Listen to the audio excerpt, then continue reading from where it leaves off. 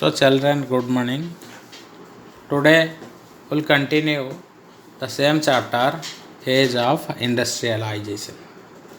Age of Industrialization. Today we'll discuss the life of workers, which we have discussed in earlier periods. Life of workers means how workers were facing difficulties during industrializations. We discussed all the seasonal works were there. So during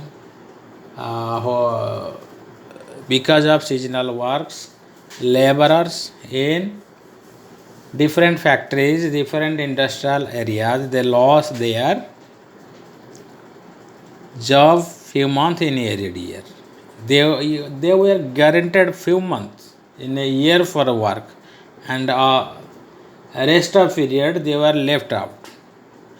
A second problem was low wages, where there was heavy supply of the laborers. So it was very clear that people were engaged strictly on bargainings, and people were engaged with the low wages. Those who came to industrial new areas, they were dependent on friends and kin relatives, those who were there to help them. Those who did not have relatives, friends, they did not get the chance to be employed. And almost it was found majority of population, those who were migrating from rural to urban area in search of work, they found themselves as jobless. Means they did not get sufficient job there in new industrial areas. The situation, however, improved during 1840s due to construction of railway tracks, buildings, construction of bridges, roadways, and so on. People, however, the laborers community get relaxed due to new construction side. They get sufficient job. And today आज हम पढ़ेंगे industrialization in colonies. The industrialization in colonies. You know what is meaning of colonies? You know very well. Here मैं बता देता हूँ. Countries rule over another countries. इसमें colonies में हम हमारी इंडियन की बारे में पढ़ेंगे कि हमारी इंडिया में किस प्रकार की इंडस्ट्रियलाइजेशन ग्रोथ हुआ. How the industrialization took shape in the colonies specific in India. So let us start with. We'll start industrialization in India, in colonies. During the beginning of the industrialization means it indicated two industrialization. We discussed about one was cotton. This was cotton industries. We'll discuss about the cotton industries जिसको हम कहते हैं textile industries. Textile industries हम जानते हैं India में from ancient time there was a great demand of Indian textile, Indian cloth, Indian weaving cloth were up to greatest international demand.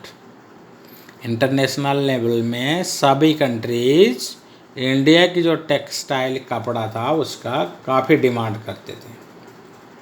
ठीक है. और जो कॉलोनियलाइजर, those who came to India, Britishers, Portuguese, Farsis, those who wanted to establish their colonies in India, they came and slowly and steadily they tried to their best to fix the supply of Indian textile cloths, weaving cloths towards European countries. They wanted to continue to fix its supply, which supply was utmost important to European countries. So initially there were many historical wars also, Carnatic wars, or where the East India companies they established their dominance in the Indian territory. And the specific East India Company of Britishers was capable to throw away other European competitors. Shortly जब ये British लोग बेटे आते, अंग्रेज लोग आते, इन्होंने और बाकी यूरोपियन को कंपटीशन में लेते और उनको धीरे धीरे डिप्लोमेटिक वे में पॉलिटिकल दबाव में ला के इंडिया से उनको भगा देते. क्यों भगा देते? They wanted to get the monopoly over cloth. India की जो क्लॉथ बनता था, कपड़ा बनता था, वेब होता था, जो which was of a great demand in European countries, Britishers wanted to constantly fix that supply of cloth towards European country. This was known as the monopoly. Means Britishers did not like the interfere of other competitors towards the field of textile, because it got the importance. But problem was that in order to get the monopoly over the Indian textile, Britishers East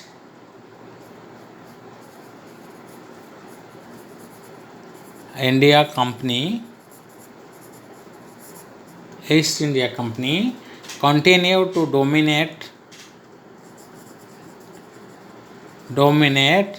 its trade.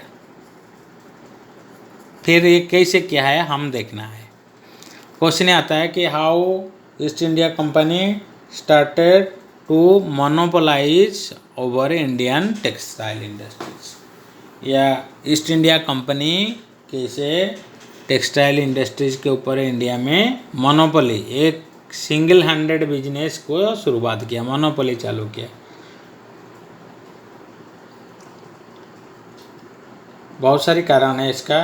अब हम देखते हैं कैसे किए, how they got the monopoly. Number 1 question देखो.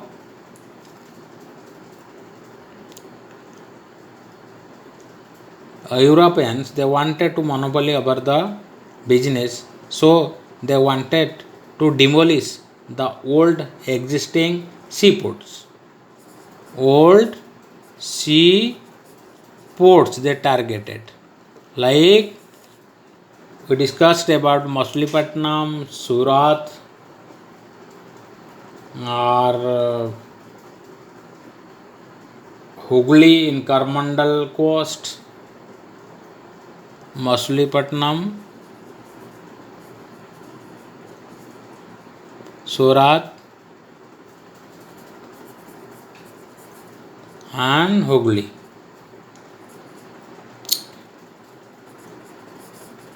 In West Bengal, they were these ports were seaports were our traditional seaports where Indian traders, Indian merchants, Indian supply merchants continued to dominate. Britishers did not like this process. They wanted to carry out business of their own way. Own way कैसे कर सकते? इन्होंने ये पुराना सी port की gate बंद करवा दिए, व्यापार बंद करवा दिए, वहाँ पे इंडियन लोगों की इम्पोर्टेंस ज़्यादा होने के कारण वो सी पोर्ट बंद करके इन्होंने न्यू सी पोर्ट जैसे Bombay sea port, Calcutta sea port, Madras sea port, इसी प्रकार की sea ports they introduce in order to reduce the importance of Indian trade. समझ में आ गया ये नंबर 1 पॉइंट, ये 1 पॉइंट। अब 2 पॉइंट हम पढ़ते क्या है।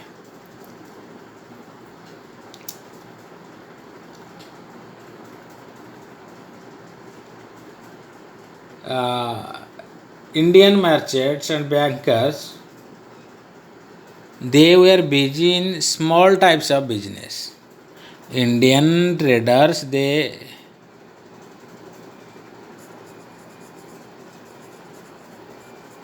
there was no scope for Indian traders. Why? Because Indian traders were not allowed to trade directly to handle the big business houses. They were given only small patches or small parts of the big business, like managing the ship crew staff, managing to the export, managing to collecting the produce for the European market, dealing with East India companies, giving the captain or crew members to the large ships which were used in export and import। इसी प्रकार के छोटे मोटे काम के लिए मैं कह रहा हूँ इंडियन लोगों को मौका था। जहाज़ चलाना, छोटा नया जहाज़ खरीद करना, पोर्ट सिटी में दुकान को चलाना और वेबर से प्रोड्यूसर से गांव-गांव घूम के कलेक्ट करना ब्रिटिश की तरफ से। ये छोटे मोटे काम दिया था। जो होल हार्टेड काम, मार्केट प्राइस डिसाइड करना, इंडिपेंडेंटली बिजनेस करना, ये चांस इंडियन लोगों के पास नहीं था। So Indian traders were busy in small patches, they were not exposed for the big shipper or big business. At port also big shippers and export merchants had broken negotiated price goods from the supply merchant operating Indians.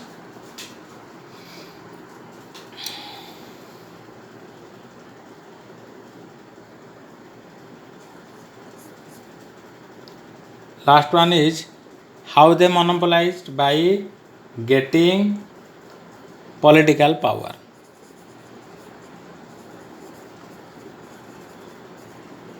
East India Company, after getting the political power, they were able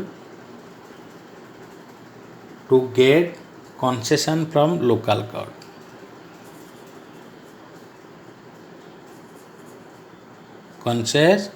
concession कैसे? इन्होंने demand किया कि हमें concession चाहिए, हमें India को business करना आ रहे, लोगों को सेवा प्रोवाइड कर रहे।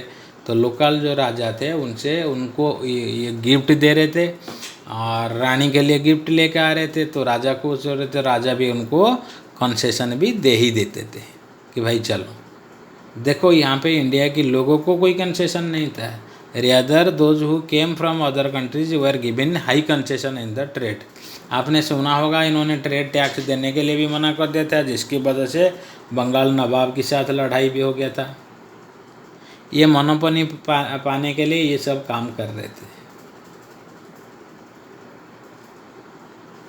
और जिसकी वजह से इन्होंने local bank, local credit, local traders की इम्पोर्टेंस को बिल्कुल ख़त्म कर देते थे। न्यू सी पोर्ट और Indian traders, they were not given chances by getting political powers. The East India Company manipulated. The East India Company get the monopoly over Indian trades through all these points. अब हम पढ़ेंगे Indian what happened to Webers.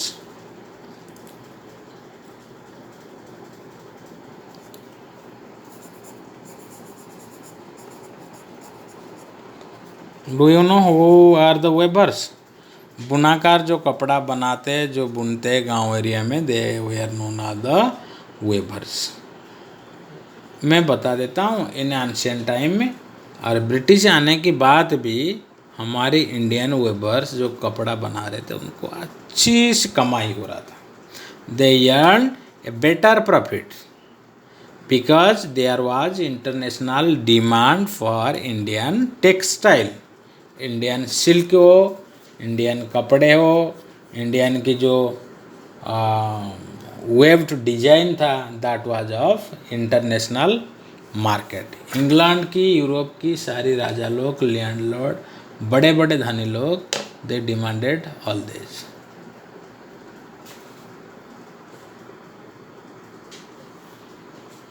सो ये international demand होने के कारण east India company भी लालची था। ईस्ट इंडिया कंपनी चाह रहा था ये जो प्रोडक्ट है Indian textile should be monopolise, should be singly handedly trade by only East India Company and there should be no competitors like Portuguese, Dutch, फरासी एंड सो।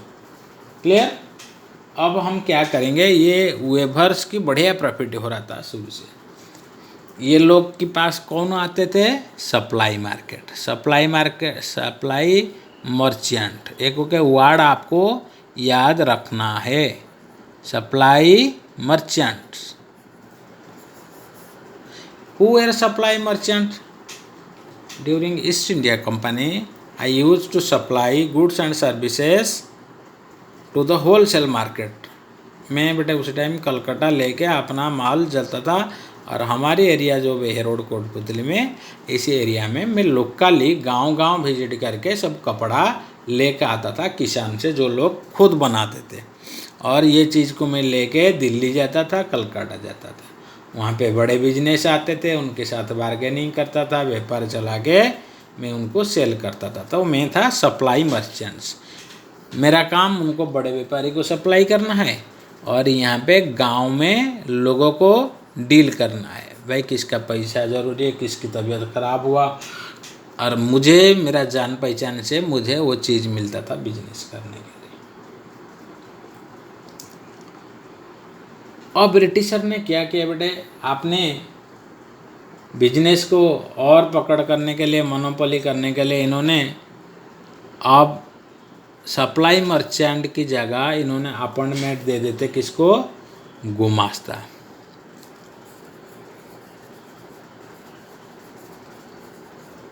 इसको भी ये पॉइंट में आप जोड़ सकते हो, अपॉइंटमेंट ऑफ गुमास्ता। ये गुमास्ता कौन है? They were the British agents, those who guaranteed supply of the weave cotton cloth. इन्होंने एजेंट थे, दे visited village people, village weavers and gave them advance. ज़रूरत के टाइम पैसा देते थे, उनकी हाल, उनकी घर के बारे में भी पता भी करते थे। So they were well acquainted with the village people. Sorry, who are well acquainted? Supply merchant. Now Britishers changed the system, gave appointment to the new Gomastas. They were agents, they dealt with the weavers and they provide the advances, monetary advance to the weavers. Weber's की पैसा की ज़रूरी है, एक बार आप वो advance ले लिए, आप अपना चीज़ को दूसरे को बेच नहीं सकते हो, और उसी को सिर्फ ईस्ट इंडिया कंपनी को फिक्स रेट में you have to sell out. समझ में आया? आप एडवांस लेने में क्या प्रॉब्लम है? पैसा तो ज़रूरी है, आप एडवांस लोगे, लेकिन एक बार एडवांस ले लिया, अपना कपड़े को आप दूसरे कंपनियों को बेच नहीं सकते। किसको बेच सकते हो? Only to East India Company. और ईस्ट इंडिया कंपनी की प्राइसेस था लो, प्राइसेस बहुत लो था। मीन्स बहुत सारे किसान देखा गया लो प्राइस में बेच के अपना घर ज़मीन बेच के दूसरे गांव में चोरी चुप के दूसरे एरिया में जंगल में चले जाते थे। क्यों? ये जो गुमास्ता लोग उन्होंने सिपाही लेके आते थे, पुलिस लेके आते थे, और ज़रूरत पड़ने पर किसान लोग को, वेबर्स को पिटाई भी करवाते थे, ये जो सिपाही लेके आते थे। सो This was the new pattern by which Britishers they got the monopoly over Indian textile. इसमें आप देख सकते हो ये सब होने की बात बेटे, जो वेबर थे, जो बुनाकार थे, जो कपड़ा बनाते थे, now they left their job. क्यों करेंगे जब अपना परिवार को नहीं संभाल सकते? दे क्या वे are not able to feed their families, why should they continue such type of trade, such type of weaving professions? क्यों इन्होंने ब्रिटिश से एडवांस लेते थे तो उनको बदल में क्या करना पड़ता था? कम रेट में बेचना. कम रेट मतलब उनकी नुकसान है. तो लोग ने वेविंग सिस्टम को, जब ब्रिटिश ईस्ट इंडिया कंपनी आया, धीरे धीरे उनको छोड़ ही देते. चलो, thank you very much. I will give you some assignment, आप इसको करना और हम नेक्स्ट देखते हैं. नेक्स्ट पीरियड में will discuss about Manchester and how Manchester produce came to India. Okay, thank you very much.